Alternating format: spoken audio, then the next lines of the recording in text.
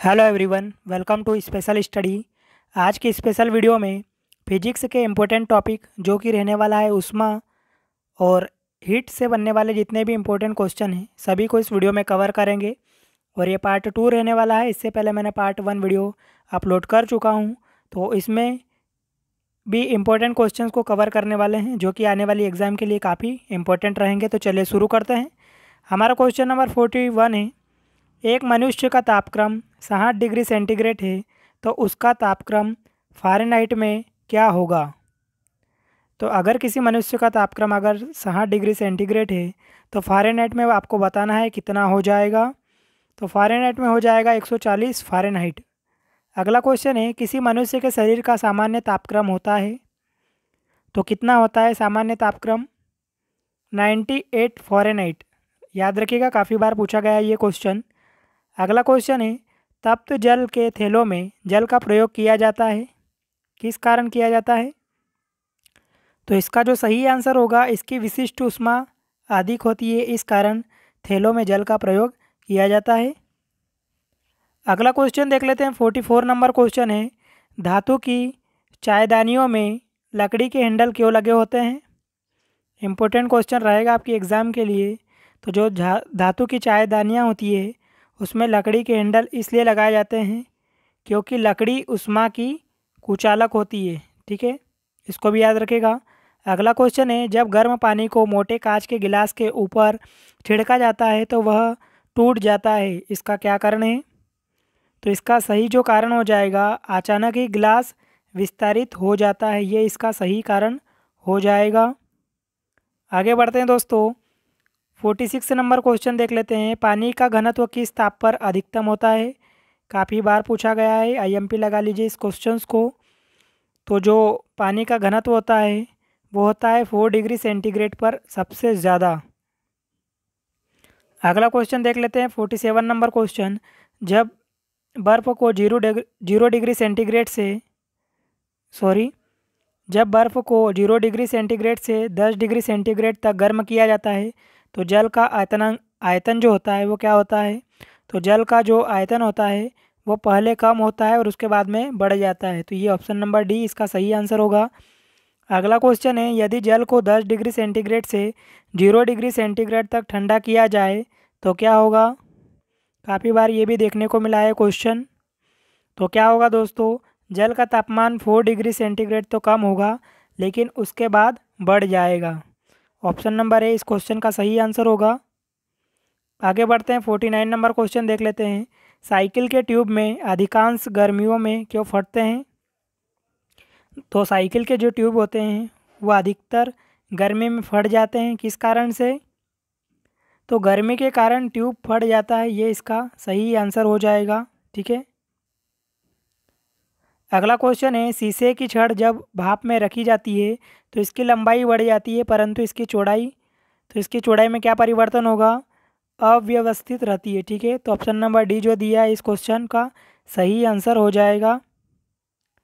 आगे देख लेते हैं। 51 नंबर क्वेश्चन है, लोलक घड़ियाँ गर्मियों में सुस्त क्यों हो जाती है? इसको भी आईएमपी लगा लीजिए, काफ़ी बार ये भी पूछा गया है। तो लोलक जो घड़ियाँ होती है गर्मियों में सुस्त हो जाती है, किस कारण? तो लोलक की लंबाई बढ़ जाती है जिससे इकाई दोलन में लगा हुआ समय बढ़ जाता है। तो ऑप्शन नंबर सी इस क्वेश्चन का सही आंसर होगा। अगला क्वेश्चन है, एक धातु की ठोस गेंद के अंदर कोटर है, जब इस धातु की गेंद को गर्म किया जाता है तो कोटर का आयतन क्या होगा? तो कोटर का आयतन क्या होगा दोस्तों? बढ़ेगा, इसको भी याद रखिएगा। आगे देख लेते हैं। 53 नंबर क्वेश्चन है, जब किसी बोतल में पानी भरा जाता है तो उसे जमने दिया जाता है तो बोतल टूट जाती है, किस कारण से? तो इसका सही कारण है पानी जमने पर फैलता है, इसको भी याद रखिएगा, बार बार पूछा जाता है ये क्वेश्चन। अगला क्वेश्चन है, अत्यधिक शीत ऋतु में पहाड़ों पर पानी की पाइपलाइन फट जाती है, किस कारण से? तो ठंडी ऋतु में पहाड़ों पर जो पानी की पाइपलाइन होती है वो फट जाती है, पानी जमने पर फैल जाता है। ठीक है, जो पाइप है उसमें पानी जमने पर क्या हो जाता है? फैल जाता है, इस कारण जो पाइप होती है वो फट जाती है। आगे देख लेते हैं। 55 नंबर क्वेश्चन है, दो रेल पटरियों के मध्य जोड़ पर एक छोटा सा स्थान क्यों छोड़ा जाता है? तो क्यों छोड़ा जाता है दोस्तों? धातु गर्म करने पर फैलती है तथा ठंडी होने पर संकुचित होती है। तो ये इसका सही आंसर हो जाएगा ऑप्शन नंबर बी। अगला क्वेश्चन है, किसी झील की सतह का पानी बस जमने पर ही किसी झील की सतह का पानी बस जमने ही वाला है। झील के आधा स्तर में जल का क्या तापमान होगा? तो क्या तापमान होगा? 4 डिग्री सेंटीग्रेड। ये भी बार बार पूछा जाता है। अगला क्वेश्चन देख लेते हैं। शीतकाल में जब ठंड से जल जम जाता है और मछलियाँ और अन्य जीव भी क्या होते हैं? तो जो मछलियाँ होती है और अन्य जीव होते हैं वो जीवित रह सकते हैं, क्योंकि जल का केवल ऊपरी परत ही जमता है। तो ऑप्शन नंबर ए इस क्वेश्चन का सही आंसर हो जाएगा। आगे बढ़ते हैं, 58 नंबर क्वेश्चन देख लेते हैं। ऊष्मा के संचरण की विधि है, तो ऊष्मा के जो संचरण की विधि है कौन सी हो जाएगी?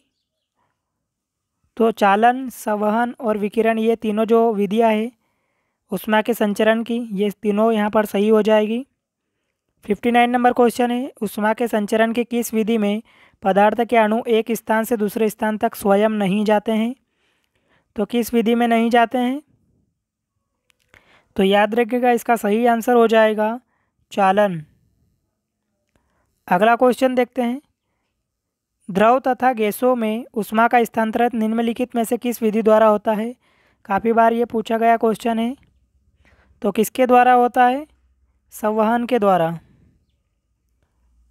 अगला क्वेश्चन देख लेते हैं, 61 नंबर क्वेश्चन। विद्युत केतली में पानी गर्म होता है किस कारण से? तो विद्युत केतली में जो पानी गर्म होता है वो होता है संवहन के कारण। अगला क्वेश्चन है, सूर्य की ऊष्मा पृथ्वी पर निम्नलिखित में से किस प्रकार के संचार माध्यम से आती है?